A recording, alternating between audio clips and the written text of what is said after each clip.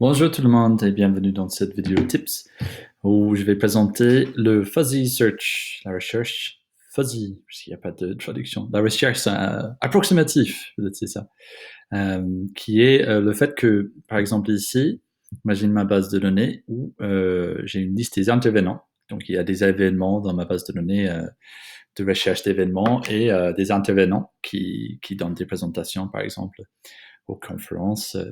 Et donc, chaque intervenant a un descriptif, genre son profil, sa présentation. Il y a aussi un nom et prénom, mais qui est tiré de la base de données des utilisateurs, puisque j'ai choisi de créer un data type intervenant pour séparer les utilisateurs normaux, lambda, et les intervenants en soi. Donc, c'est un profil très spécifique pour l'intervenant. Donc, c'était pour montrer à quel point on peut avoir des difficultés avec le fuzzy search dans ce genre de cas. Où moi, ce que je veux, c'est d'avoir une repeating group qui va montrer des résultats dans la recherche d'intervenants. Donc, je vais chercher parmi tous les intervenants et avoir le résultat affiché ici. Donc, pour le moment, je n'ai pas de data parce que si je fais un do a search for intervenant, je vais être capable de mettre des contraintes comme descriptive contains keywords et puis le input cherche un événement. Mais après, je veux chercher plusieurs champs à la fois. Je veux chercher le profil. Peut-être on va chercher quelqu'un qui parle des sujets comme le sport. Et je veux chercher parmi les noms et prénoms aussi. Peut-être je vais taper le foot. Et je veux tous les intervenants qui parlent de foot. Et je veux au même temps chercher Franck Ribéry. Et donc, ça va me donner la personne à qui ça correspond. Donc, si je mets plusieurs contraintes ici, ça va appliquer toutes les contraintes d'un coup. Donc, ça marche pas. Ça veut dire qu'il faut que le descriptif contient ce que je cherche et que son nom et prénom. Donc, ça marche pas. On ne va pas avoir de résultat. Si c'est un seul champ, il n'y a pas de souci. Le contains keyword, ça marche très bien de aller voir s'il y a un ou plusieurs de ces mots-clés là-dedans. Donc, ça marche pour les recherches des produits, si c'est simplement le descriptif du produit et pas des autres metadata attachés à ce produit. Et voilà, ça va pas marcher dans notre cas. On ne peut pas faire une simple recherche, on peut filtrer après, et voilà, il faut éviter les filtres commencés. Donc, pourquoi pas un fuzzy search. Et aussi, le fuzzy search, l'avantage, c'est que si je tape Franck avec un C, et en fait, dans la base de données, c'est Franck avec un K, il va me donner le fuzzy search, parce que c'est une recherche approximative. C'est comme un moteur de recherche, comme Google. Donc, ça peut vraiment servir pour certains applis. Donc, allez télécharger le plugin qui a été repris par Zero Code. C'est gratuit. Ça s'appelle Fuzzy Search et Autocomplete. Maintenant, dans la liste des choses, vous auriez le search et autocorrect. C'est un tout petit élément qui se met sur la page, qui ne s'affiche pas aux utilisateurs. C'est juste là pour nous de configurer et de effectuer notre recherche. Donc, on lui donne cet élément, un data type qui est intervenant. Le data source, on va faire une recherche pour tous les intervenants. Attention, ça, dans certains applis, n'est pas une bonne idée, puisque la recherche qu'il fait, c'est il va télécharger tous les résultats sur les pages pour les traiter avec ce module Search et Autocorrect. Donc là, aujourd'hui, j'ai quelques intervenants, ça va. Chaque utilisateur qui charge cette page de Search et Autocomplete, il va charger quelques utilisateurs dans son navigateur pour les traiter, il n'y a pas de souci. Mais un jour, si j'ai des milliers d'intervenants, cette page, ça va planter à chaque fois que quelqu'un le charge parce que ce Search et Autocorrect, il va systématiquement télécharger 4000, 5000 personnes pour les traiter après avec les champs à rechercher. Donc, on n'est pas dans la logique d'aller demander à Bubble de faire une recherche avec des contraintes et nous retourner quelques données. On est en train de demander à Bubble, donne-nous tous les données parce que ce module, il va les traiter côté client. Donc, ça, c'est pas bien. Donc, les moyens d'éviter ça, c'est que vous ne faites jamais une recherche sur tout le monde.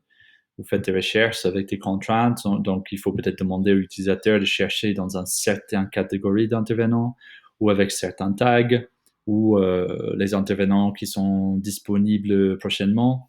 Mais éviter, si possible, de faire une simple recherche qui retourne tous les data dans le data source de cet élément Search and Autocorrect. Parce que je viens d'avoir cette semaine ce problème-là où j'avais oublié que j'avais laissé un Search et Autocorrect sur la page et ça a commencé à planter mon appli quand j'ai rempli la base de données et je comprenais rien et là, c'est à cause de ça. Mais bon, imaginons qu'on a bien fait notre recherche, et ça ne retourne pas trop de données.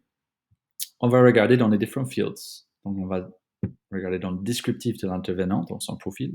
Et on peut avoir jusqu'à 5 champs dans la recherche. Mais on voit bien qu'il y a quelque chose qui manque. Parce que je veux le nom et prénom user qui est contenu par table croisée là-dedans. Mais vous voyez bien qu'on n'a pas l'option de sélectionner une table croisée dans les champs sur lesquels on va effectuer notre recherche. Et c'est logique parce qu'il faut chercher dans un texte ou dans des chiffres, par exemple. Donc, on n'a que des options comme ça. Donc, si vous allez vraiment utiliser Search Autocorrect, il faut penser à structurer votre base de données de être compatible avec le Search Autocorrect. Donc, à chaque fois que je crée un intervenant, il faut que j'ajoute le user parce que je veux utiliser cette table croisée, justement. Mais il faut que j'ajoute nom, prénom, utilisateur comme champ texte et qu'à chaque fois que je crée un intervenant, je fixe en dur le nom et prénom de cette personne-là. Il ne faut pas oublier que dans le futur, qu'est-ce qui se passe si cet utilisateur-là, il change son prénom ou son nom. Il faut que quand il change son prénom ou son nom, on fait une recherche pour l'intervenant correspondant à cet utilisateur et on fait le même changement dans ce champ-là. Donc, il change ici, ça doit aller chercher l'intervenant et changer aussi ici. Donc, juste un point à garder en tête.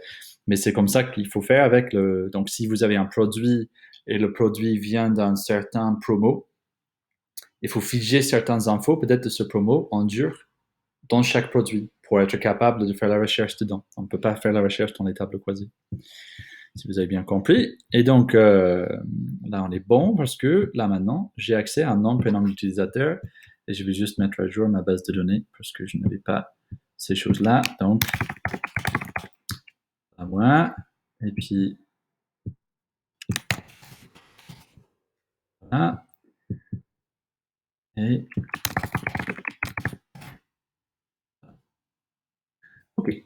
Donc, maintenant, dans la liste, je vais avoir ma liste retournée de la recherche? Non. Parce que là, la recherche, ça se passe que dans cet élément-là. Il expose la liste de résultats et c'est à nous après d'utiliser cette liste de résultats. Donc, il y a plusieurs façons de le faire. On peut dire dans les workflows avec un élément, non, voilà. Donc, avec une condition, on peut dire, par exemple, quand le fuzzy search qui est là, search autocorrect, matches, donc on voit bien les matches, en fait, c'est une liste d'intervenants qui correspondent. Et au-dessus, par exemple, le compte est au-dessus de 0, on fait quelque chose. Donc, par exemple, vous pouvez montrer un pop-up avec les résultats. Pourquoi pas? Donc, ça veut dire que chaque fois que quelqu'un tape dans la recherche, le Search Autocorrect trouve quelque chose, donc les résultats deviennent 1 ou 2 ou 3. Il va montrer un pop-up avec les résultats. Donc, je fais ça assez souvent, donc juste pour montrer comment on peut interagir avec le Search Autocorrect. Mais d'une façon très simple, si on a la possibilité, on peut juste montrer les résultats dans un repeating group. Donc là, si on a cette chance, Search Autocorrect matches. Donc ça, c'est le data source. Il tire son data, pas de la recherche, parce que la recherche s'est fait ici, côté bubble, mais des résultats de cette recherche qui est contenu dans l'objet Search et Autocorrect. Matches, ça veut dire des correspondances qui sont faites par la recherche. Mais attention, on n'a pas fini. On a fait Search et mais comment on va lui dire que c'est là, de là, on veut tirer les mots qui vont correspondre au descriptif et non prénom. C'est ici. Donc, on a deux choix.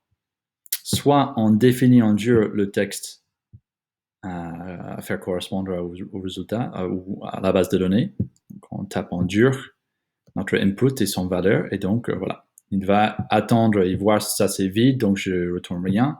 Ah, c'est plus vide, donc je vais aller piocher, regarder dans les datas que j'avais téléchargées, quelles data correspondent à ce truc-là. Donc, c'est assez vite comme résultat, qui est sympa. Ça télécharge en amont les données et puis ça les traite assez vite. Mais il y en a qui disent, et moi, j'ai pas trouvé le cas, mais bon, c'est dit que c'est plus vite si on coche ici de dire que les résultats correspondent à un input box, donc un champ de input. Input box ID. Donc, il faut qu'on tape l'input box ID. si on coche ici, et l'input box ID, c'est l'identifiant HTML. Donc là, on n'a pas d'identifiant HTML. C'est en bas des paramètres de l'objet, on a normalement un petit tag où on peut taguer cet élément dans l'HTML. On n'a pas, parce que dans notre appli, il faut aller dans General, si je ne me trompe pas, et de cliquer sur Expose the option to add an ID element to HTML, ID attribute to HTML. Coche, c'est celui-là. Hein. Hop, et descend, descend, descend. Tadam, ID attribute. Donc là, on va appeler recherche intervenant. Et donc là, c'est dans l'objet champ de recherche. Et là, on retourne dans notre search et autocomplete et on tape la même chose. Même copier-coller, c'est mieux parce que sinon, on va faire une erreur dans le faute de frappe et ça marche pas. Voilà. The threshold, ça veut dire est-ce que ça demande une correspondance parfaite avec ce que l'utilisateur a tapé. Donc ça, c'est 0. Donc si je tape Richard, ça va rien donner. Si je tape Ricky, ça va donner quelque chose parce que c'est carrément Ricky dans la base de données. Si je tape 1,0, il retourne absolument n'importe quoi. Donc ça, on ne veut pas avoir le résultat de tourner n'importe quoi. Moi, de mon expérience, j'utilise 0,4. C'est assez précis, mais ça laisse un peu de marge de manœuvre. Voilà. Case sensitive, non. Case sensitive, ça veut dire est-ce qu'il faut que les majuscules soient majuscules ou pas. Tokenize, c'est qu'il va chercher des mots individuels et le texte entier. Donc, il va faire une recherche plus profonde. Donc, ça, c'est sympa. Match all tokens, il va seulement donner les résultats qui correspondent à tous les tokens qu'il a trouvés, donc les individuels. Hein. Donc, je ne comprends pas trop ça, mais je le laisse cocher parce que j'avais vu cocher dans une vidéo tutoriel. Et find all matches, ça veut dire qu'il va retourner tout. Donc, voilà. Même s'il y a une correspondance parfaite, donc même si je tape Ricky et il y a Ricky, donc il retourne Ricky, il va quand même donner les autres qui sont similaires. Sinon, on veut juste celui où ça correspond. Si ça correspond parfaitement, on s'arrête là. Et moi, je préfère avoir un peu de tout parce que ça dépend si on a des matchs.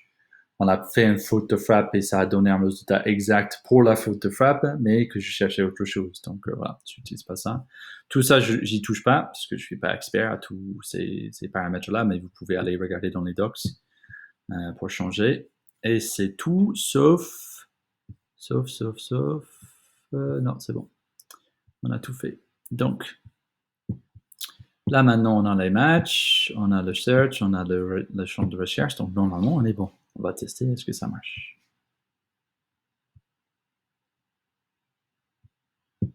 Recherche d'intervenant. Voilà, donc c'est Ricky. Pourquoi il ne met pas le nom? Ah oui, parce que je l'avais supprimé. Je suis bête.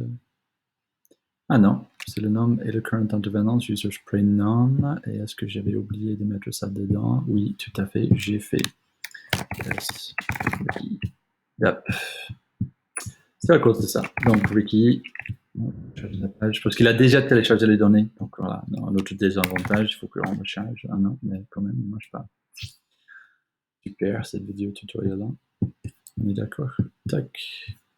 Inspecteur, c'est votre meilleur ami. Il faut utiliser l'inspecteur pour tout.